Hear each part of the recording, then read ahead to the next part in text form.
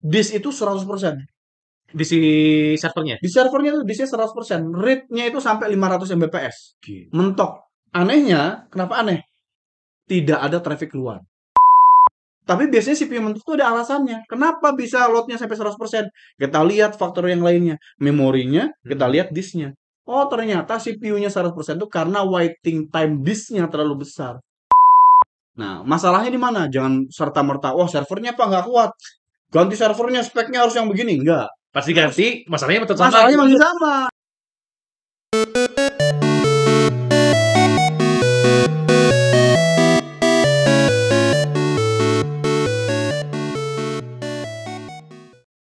Bismillahirrahmanirrahim. Assalamualaikum warahmatullahi wabarakatuh. Halo teman-teman semuanya, apa kabar? Semoga kita semua dalam keadaan sehat terus ya. Nah, kali ini kita bertemu lagi di program Ngobrol Santai di akhir pekan kali ini.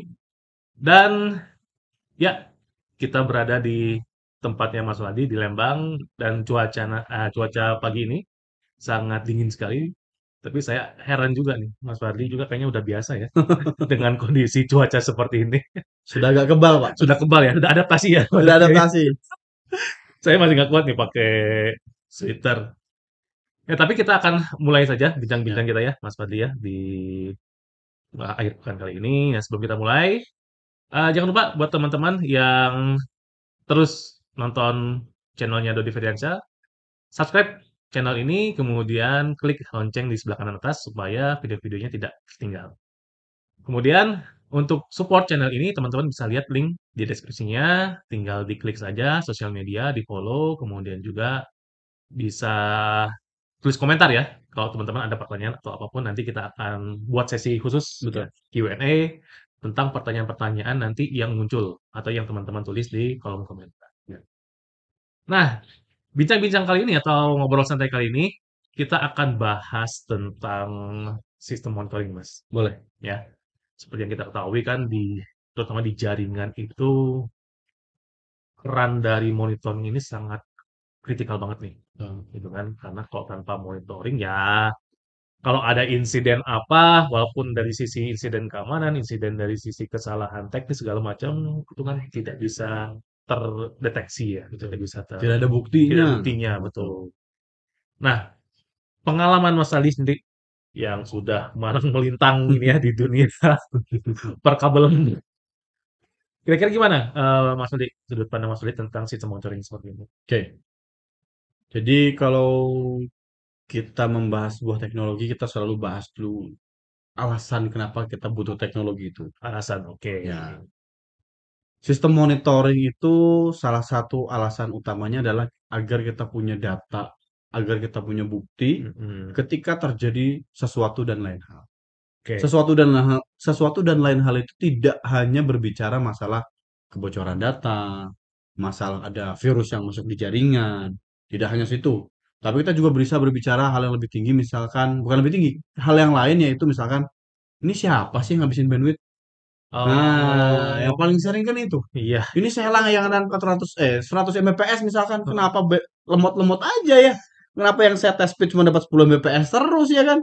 Nah, salah satu ya dibandingkan dengan fungsi-fungsi lainnya adalah tadi bisa melihat, bisa memiliki data, bisa mengevaluasi selama sehari ke belakang, 7 hari ke belakang, seminggu ke belakang, 7 hari seminggu, Iya. sebulan ke belakang, atau mungkin sampai setahun ke belakang selama monitoring server itu dinyalakan. Oke. Nah, dari sana nanti kita bisa mencari penyebabnya. Penyebab jaringan kita lambat itu kenapa? Jadi bukan menduga-duga. Wah, ini mah lambat karena merek ini sudah akhir bulan, kuotanya sudah habis, misalnya FUP-nya sudah penuh. Nah, mungkin di beberapa provider yang lain nggak ada FUP, tapi kok masih lambat-lambat aja. Nah, biar tidak saling tunjuk, biar tidak saling tuduh, kita butuh sistem yang namanya sistem monitoring ini. Jadi tinggal tunjukin aja ya, sodorin nih. Betul. Ini datanya nih, lihat nih Pak, penggunaan dari divisi keuangan itu paling banyak. Bapak download apa aja nih? Nah, kalau sekarang nih kita nggak bisa menunjuk seperti itu. Ini divisi keuangan yang ngabisin ya. Nah, kita nggak bisa. Tapi kalau ada data itu, kita bisa lihat grafiknya, kita bisa lihat track recordnya. Oh, ini tiap malam dia aktif download. Taunya dari mana? Lihat aja Pak, penggunaan downloadingnya itu setiap jam 6 malam naik, sampai jam 6 pagi turun. Itu ada tuh. Oke. Di kampus itu biasanya ada. Mereka-mereka yang masang torrent. Ah, BitTorrent. BitTorrent Ya, peer to peer gitu ya. ya peer to peer. Mereka download pintar biar nggak bikin kacau. Nah, Heeh. downloadnya malam baru mulai nyala. Berarti tinggal di scheduling gitu kan Ya nanti ya? scheduling betul. Nanti dia nyala, download. Pas sudah beres ya beres. Kalau nggak sudah pagi dia berhenti sendiri. Nah itu salah satu ngakalin dalam tanda Oke. kutip. Tapi jangan jangan diperhatiin juga ya Nah, sama teman-temannya. namanya juga udah dibayar pak. Saya Oh iya, ya malah nggak betul. dipakai ya kan. Biar Bazir. 24 jam, 7 hari, 365 hari setahun, masa cuma dipakai dari jam 7 sampai jam 5. Nah ini namanya ya semangat IT-nya tuh Semangat IT ya. enggak ya. Bagaimana mengoptimasi jaringan yang ada lah Betul, bahasanya betul. kurang lebih. Nah Oke. tapi kalau kita punya sistem monitoring tadi, kita punya data tadi itu semua. Apalagi kalau sistem monitoring kita detail. Sampai ke ruangan-ruangannya kita bisa data, sampai ke PC-PC-nya kita bisa data. Loh kok bisa? Ya tadi, sistem monitoring itu bisa sampai ke switch-switch-nya. Oh gitu. Betul, level-level switch-switch-nya asalkan switch-nya manageable. Saya belum nyobain kalau switch yang unmanaged, tapi kalau switch yang manageable, Udah pernah? dia ada SNMP. Itu pasti bisa. Itu protokol standar. Kalau mau brand apapun tuh pasti bisa ketangkap sama Selama dia SNMP. menggunakan protokol SNMP itu kan, Betul, itu memang protokol standar untuk melakukan manajemen monitoring tadi. monitoring ya. Betul, monitoring tadi. Nah, yang bisa dimonitor apa aja, Pak? Bukan cuman itu, bukan cuman traffic jaringan sebenarnya. Kita punya server nih. Pak, server saya lemot kalau diakses berbarengan apa namanya? Sering crash. Heeh. Nah, masalahnya di mana? Jangan serta-merta, wah servernya Pak nggak kuat. Ganti servernya, speknya harus yang begini. Enggak. Pasti ganti, masalahnya tetap sama Masalahnya gitu. masih sama. Nah, harusnya kita analisis dulu. Analisisnya dari mana? Makanya harus punya data. Datanya dari mana? Dari monitoring system tadi. Server bisa nggak dimasukin di dalam monitoring system? Bisa. Kita bisa lihat CPU load-nya, kita bisa lihat consume memorinya. Kalau yang pakai agent-agent yang diinstal di dalam OS-nya, kita bisa lihat disk-nya, disk utilization-nya. Utilisasinya Bukan ya. penggunaan disknya ya. Jadi Mhm. kapasitas 100 giga yang dipakai sudah 50 giga itu kan gampang. Oke. Yang pentingnya bukan itu sebenarnya. Utilisasi disknya. Utilisasi itu apa? Kecepatan disknya berapa? Oke. 7000 Mbps misalkan. Heeh. 7 Gbps. Yang sekarang udah kepake berapa?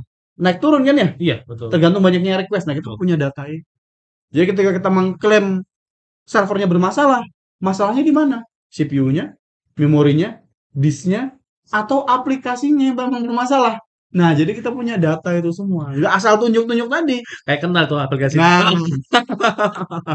Masalah juga kemarin tuh ya. betul. Nah, balik lagi nih ke sini. Jadi, di dalam monitoring system itu banyak hal yang bisa kita ambil. Ya, ketika ada keluhan dari user, ini Kang Fadli misalkan dari setiap kita ngakses dari jam 7 itu selalu lambat nih sampai jam 8.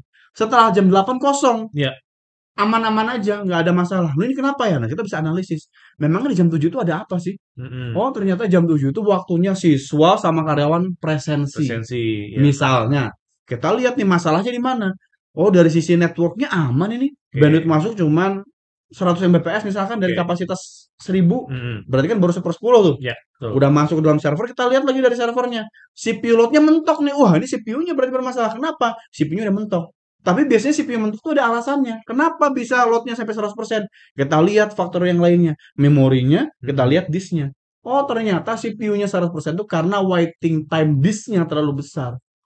Ya tadi, karena kecepatan read write ke dalam disknya sudah penuh. Sehingga si CPU ini udah punya data banyak yang mau ditulis. Tapi masih nunggu gitu kan. Betul, Iya, masih nunggu. Akhirnya dia terjadi penumpukan, memorinya konsum, memorinya penuh, crash servernya. Nah, kalau kita nggak punya monitoring system, tunjuk. Wah, ini mah pokoknya salahnya server. Salahnya di mana? Nggak mau tahu, pokoknya ganti server. Nah, Atau enggak yang sok tahu teh ini ya CPU-nya nih. nah ini Ini CPU-nya nih. CPU-nya gitu kan. Betul. Di-upgrade Atau masih betul. Atau ini jaringannya nih. Kita gara-gara pakainya merek XXX, ya kan? Padahal bukan itu masalahnya, ya kan? Nah, Iya. dengan adanya monitoring system, kita tidak lagi menduga, tapi kita berbicara berdasarkan fakta di Atau lapangan. Betul, fakta dan data yang ada. Jadi ketika kita memutuskan upgrade servernya, kita memutuskan upgrade jaringannya, kita memutuskan pasang firewall-nya, Iya. itu semuanya berdasarkan data yang ada. Wah Pak, bandwidth kita tuh habis Pak, makanya kita lemot. Mana datanya? Ini Pak, lihat ya, di dalam 1 bulan ini, setiap jam 7 pagi sampai jam 5 sore, konsumsi bandwidth kita Bandwidth-nya tuh udah 100 Mbps mentok nih Pak tuh. Makanya dia grafiknya tuh rata terus gitu kan ya. betul. Berarti ada yang download mungkin atau memang terserap 100% sama user-usernya. Heeh. Nah, berarti indikasinya jelas kita harus upgrade bandwidth. Bandwidth. Tapi kita tetap lambat Mas, misalnya dengan 100 Mbps sebenarnya grafiknya naik turun atau mungkin rata-rata cuma di 20 Mbps tapi kalau lemot. Nah, kita cari nih bottleneck-nya di mana? Dengan bantuan apa? Dengan bantuan monitoring tadi. User yang merasa lambat di mana? Oh, di access point A. Nah, berarti access point A itu harus ada termonitor. Nah, bagaimana mengecek access point-nya dalam kondisi baik-baik saja atau tidak baik-baik saja? Salah satunya adalah misalkan kita ngirim perintah ping. Perintah ping yang ringan-ringan aja, ping yang kecil-kecil. Ketika CPU-nya masih 0, berarti nggak ada user kan berarti dia akan respon pingnya dengan cepat kan ya? Iya, betul. Ketika ketika jumlah user sudah meningkat, konsumsi CPU-nya tuh sudah mulai kebagi ke user-user, pingnya akan mulai kelihatan latensinya lebih Naik, tinggi lagi. Nah, kita bisa identifikasi dari sana. Kurang lebih seperti itu. Sebenarnya ya masalah di jaringan ya kompleks, lebih banyak lagi. Betul. Makanya sebelum kita menjudge bahwa masalahnya dari mana, harusnya kita punya monitoring system tadi agar lebih berbicara data. Bisa nggak Pak di Terawang? Bisa. Bisa salah, bisa benar ya kan namanya Terawang. 50-50 ya. Sama kayak saya kalau saya bilang Kang Fadli kan orang IT, harusnya bisa dong memprediksi besok hujan atau enggak. Bisa. Bisa kan orang IT bisa semua Pak katanya. Superman ya. Bisa. Kan 50-50 chance-nya. Iya. Kita lihat aja nih di BMKG ini tulisannya kemungkinan hujannya 70%. Besok hujan. Kalau misalkan cerah, ya kebetulan kurang tepat aja Pak. Mungkin bisa dicoba lain kali. Itu namanya probabilitas kan. Chance. Nah, dengan bantuan teknologi, kita lihat websitenya BMKG, mereka pakai sensor, mereka pakai citra satelit itu meningkatkan peluang. Nah, sama dengan yang kasus jaringan tadi. Kalau tanpa monitoring bisa atau enggak? Bisa. Tapi menerka-nerka, jadinya itu menerka-nerka. Hanya berdasarkan cerita ada kemungkinan benar, tapi tetap ada kemungkinan salah. Nah, yang paling benar gimana? Install dulu monitoring system, sudah punya data minimal 7 hari lah. Atau paling bagus 1 bulan, kelihatan masalahnya selalu di titik-titik tersebut, nah kita analisis. Oh, masalahnya di mana sih ini titik utamanya di mana sih titiknya? Nah, kita cari berdasarkan monitoring yang tadi. Nah, kita pernah kejadian nggak ada yang akses malam-malam server mati. Oh iya ya. Iya kan? Sekarang nggak pernah lagi kan? Kenapa? Karena setelah saya analisis ini aneh. Kenapa anomalinya? Disk itu 100%. Di si servernya? Di servernya itu disknya 100%. Read-nya itu sampai 500 Mbps. Mentok. Anehnya, kenapa aneh? Tidak ada traffic keluar. Sebentar. Jadi tidak ada orang yang akses, tidak ada ngirim data, tidak ada CPU load, berarti tidak ada penggunaan CPU. Apakah dia bikin backup? Kalau bikin backup kan pasti ada CPU load-nya. Pasti. Terus kalau bikin backup kan pasti ada write-nya. Ada dia yang bikin zip atau rar-nya. Ini nggak ada, read only dan 100% turun. 100% turun.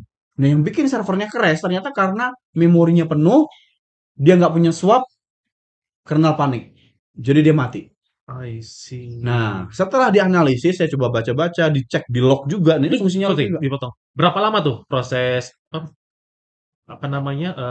mulai dari kejadian sampai Mas Fadli bisa nganalisis itu? Sebenarnya kalau mau dikerjain cepat Pak. Masalahnya kan tinggal waktunya sedang.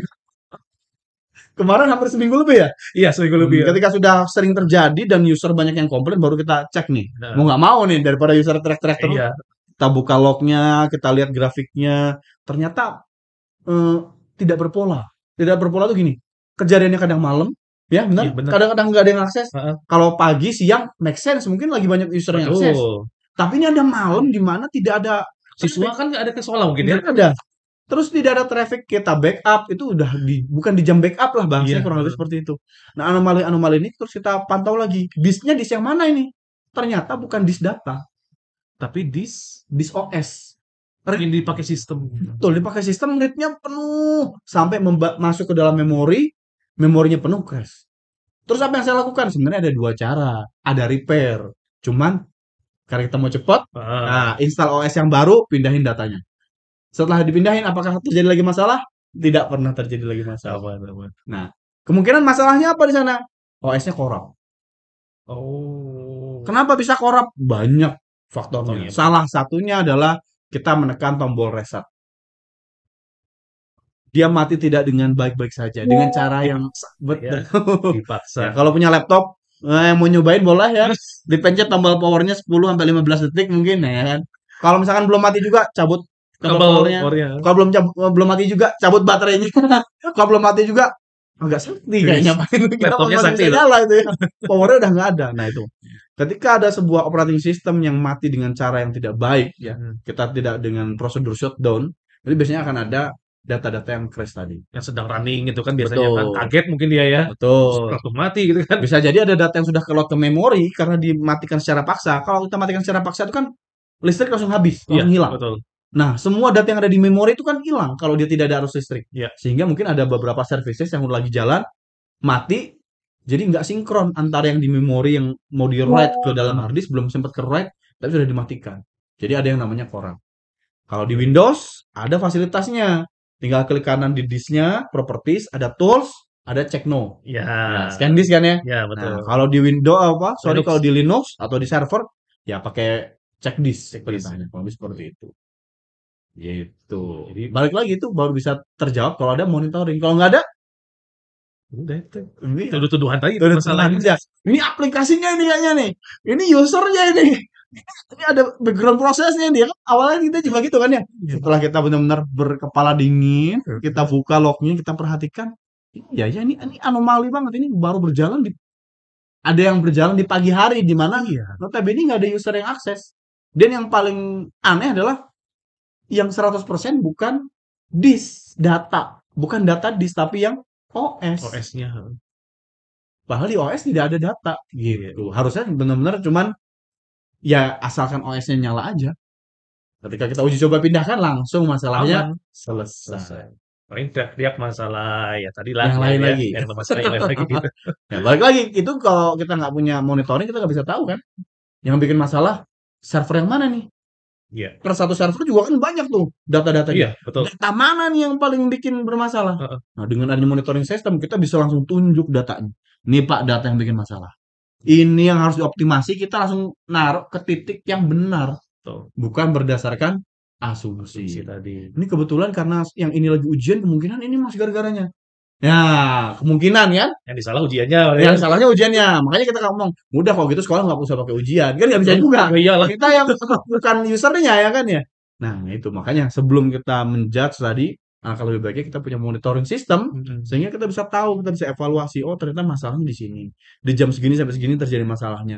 Masalah ini kenapa? Coba lihat disknya, lihat memorinya, lihat faktornya. Nah, dengan adanya monitoring system semua itu terpantau. Iya, betul. Jadi ketika terjadi lonjakan tuh apa yang melonjak lagi nih?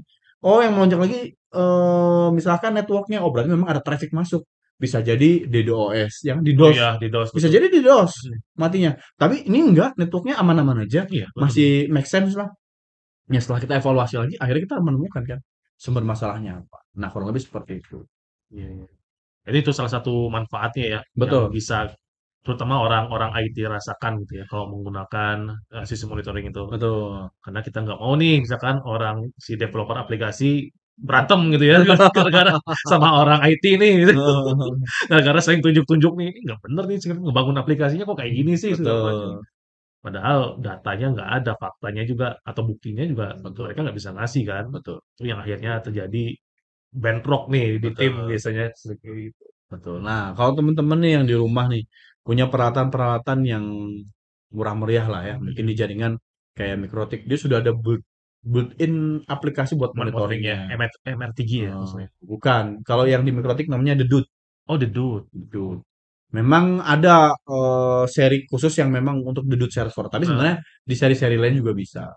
Atau kalau nggak mau punya PC-PC jadul mungkin yang masih bisa nyala, harusnya Iya, nyala, tapi speknya nggak terlalu bagus nggak apa-apa, oke. diinstalin OS-OS yang ringan aja kayak Ubuntu Server mungkin, atau kalau punya kemampuan lebih pakai OpenBSD atau pakai FreeBSD boleh ya kan. BSD, Baru salut. diinstalin monitoring system kayak Kakti tadi mungkin atau Pasti Zabbix bisa juga yang gratisan aja. open Karena source ya? ya, karena banyak aplikasi-aplikasi yang gratisannya. Nggak usah Hmm. yang berbayar dulu. Yang gratisan aja, yang gratisan juga menurut saya sudah sangat cukup. Tinggal bagaimana kita bisa mengambil data dari monitoring yang tadi. Tinggal PR-nya adalah gimana cara nge-build-nya, nge-build jaringannya itu, gimana supaya bisa kedeteksi nih di aplikasi kan nggak cuma install Zabbix misalkan ya, Betul. install konfigurasi Bisa beres langsung. misalkan, kan Wah, nggak gitu juga kan, nah, harus ada dari sisi kliennya yang harus disetting juga betul, segala betul. macam gitu loh. Ya banyak. Kalau dari sisi jaringannya, Kalau teman-teman pakai kalau router mah pasti bisa, karena udah ada SNMP-nya. Iya, betul. Kalau switch, mungkin switch-switch yang manageable. Hmm. Kalau switch yang nggak manageable gimana Pak? Bisa nggak? Bisa, tapi di mikrotiknya dimainin portnya. Jadi misalnya port ini ke kelas mana, port yang ini ke lab mana. Jadi kita bisa Oke, identifikasi dari sana. by port berarti ya. By port. Kalau nggak juga, ya memang mau nggak mau harus pakai switch manageable tadi. Kita bisa mainin VLAN. Jadi satu port banyak VLAN, ini VLAN Hmm, divisi mana, ini VLAN divisi mana. Jadi nanti di monitoring itu kelihatan penggunaan per divisinya itu bagaimana. divisinya itu ya. Gitu. Tapi tetap yang menjadi main role-nya di sini adalah si protokol SNMP itu kan Ya, sebenarnya kan betul. ya untuk monitoring itu. Jadi kalau teman-teman mau nanya SNMP itu apa, Google aja lah itu mah ya. Banyak kok istilah-istilah itu di mata kuliah jaringan komputer itu udah dijelasin tuh protokol Ya. SNMP. Ya, atau nanti kalau memang tertarik kita coba bahas lagi SNMP, kita instalasi mungkin dari servernya kliennya, kita uji coba benar nggak kerekam. Ya nggak akan mungkin 7 hari kita rekamnya ya. Iyalah, Kita rekam 5 menit bener nggak saat datanya ini tuh ya. kerekam, betul. Heeh, Terus kita betul. coba kita kasih Trigger lah gitu ya. trigger, Heeh, kita kasih bandwidth besar-besaran, bener nggak kerekam di sana, iya. siapa pelakunya, nanti kita bisa lakukan itu juga Simulasi sebagai kecil lah teknik gitu ya, simulasi kecil di kecilnya. sini ya. Makanya teman-teman, ayo ya Mhm. support terus nih channel Dodi Ferdiansyah ini supaya kita bisa lebih semangat lagi nih buat ngasih ilmu ke teman-teman juga sambil praktek ya. Kita akan coba nanti. Jadi kalau misalkan teman-teman senang gitu ya konten-konten seperti ini, tulis di kolom komentar. Pak, saya pengen dong belajar tentang monitoring nih, misalkan gimana sih ilustrasinya, bagaimana Pak? Gini, nanti kita coba ya, kita akan usahakan ya Pak dia Ya, kita akan usahakan untuk memfasilitasi eh, keinginan teman-teman semuanya. ya, Ya, jadi jangan lupa share terus ya video-video seperti ini. ya. Oke, Pak Fadi, kira ada yang lagi yang mau disampaikan untuk masalah monitoring ini? Ya, intinya sih harus praktek, Pak. Stek ya. Kalau sudah dipraktekkan nanti mungkin baru muncul pertanyaan. Pak, gimana caranya kita bikin begini yang menarik, kita bikin menarik? Karena kalau monitoring itu kan ada dua, Pak. Ada monitoring untuk kita ngelihat data lampau, Oke. sama ada monitoring untuk ngelihat data real time. Oh Ya iya, kayak yang kita, saat ini gitu ya. iya, kita punya comment center nih. Oh, saya bisa lihat nih traffic dari Bandung, Jakarta berapa, dari Jakarta ke masing-masing site. Real time itu berapa saat ini. Atau kalau lingkungannya kecil, sekolah, saya bisa langsung tahu ketika ada yang bermasalah langsung dari monitoring sistem real time itu bisa. Gimana caranya? Kita tunggu episode selanjutnya, Oke Pak. lah, nanti kita bahas ya nanti. Penasaran ya teman-temannya? Tuh. Oke, itu aja paling Mas Madi kita Boleh. bahasan kita tentang monitoring ini ya. Terima kasih udah mau ngobrol nih banyak di akhir pekan kali ini.